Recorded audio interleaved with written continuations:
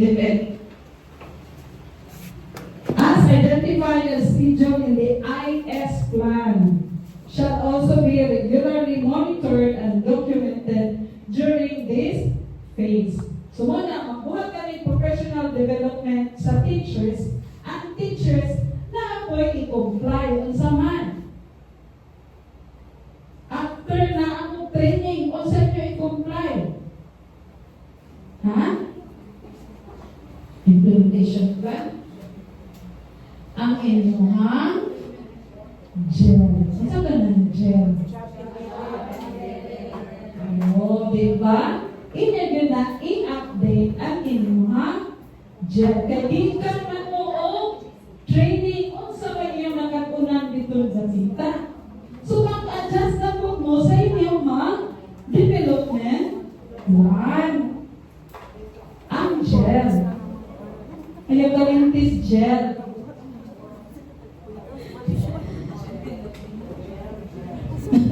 Gel, Angelo. Okay. During this phase, the IS plan shall serve as the main reference in the conduct of the coaching and mentoring sessions. It ensures that all support provided is aligned with the teacher's identified development needs. Di yung patangka sa school head. O wala dito, dito mo ka mauani mo, o may mga sa school head, basta ako na yung development plan, o naaba dito. Mo nang wala dyan na ni mo makatuni, kaya wala ni mo gibutan, mo nang wala sa makamentor si school head. So make sure na imo ang development plan, mo yun ay gikinahanglan mo. Eh, nanay, bukan mo dito, kinanglan ka, kuha kang ICT, master kay ka na. Wala na siya natumog, di ba? Mas kamao pa ka sa mga school head. No? Okay. Next, the formative assessment, regular coaching and mentoring, technical assistance, frequent short period and walkthrough observation taga-gabita. Nga naman, to provide continuous support to teachers in enhancing the effectiveness in instruction and to address gaps. So, muna. Kaya hindi tayo mag-time. Hindi tayo mag-time. Ayaw na. Mabasahan sentence ang bata. Haron na makakuan sa comprehension ng bata. Ana is playing in the park. So, ang pagbayad sa iyang comprehension? So, who is playing in the park? Ana. Pwede na na. WH question. So, imo na practice ang iyang comprehension skills. Inana na. Nana mo kalit. Sorry kay maminaw man na. Nagpanan, imong develop ang teacher.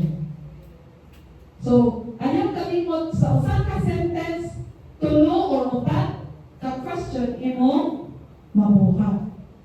So, bisan pa o wala na nimo siya di side by side ang bata, imong hapon siya na develop ang iyang comprehension skills. Kaya muhatag kita o ganitong mag-storytelling ka. Munong kaniyot, hatag ka questions. At sa diling maboring ang mga bata. Maminaw yun eh. Muhatag rabinis mo questions, maminaw kita.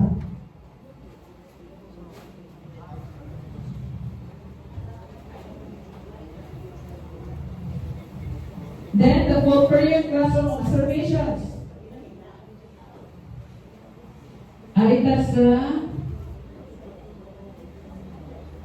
full period classroom observation. Teachers shall require to undergo 2 full period classroom observations for each school year. So duha, kano saan makita mo ang usapan ni? First and second quarter. Nakapa-observe na? Wala pa. Sa first and second quarter? Nya, ako uban mo mana, ang uban mo pa. Okay? Nag-second critical ta, modular. No? Oh. Nakaroon third quarter na ta para na sa second na to ka sino. Nya kay modular man.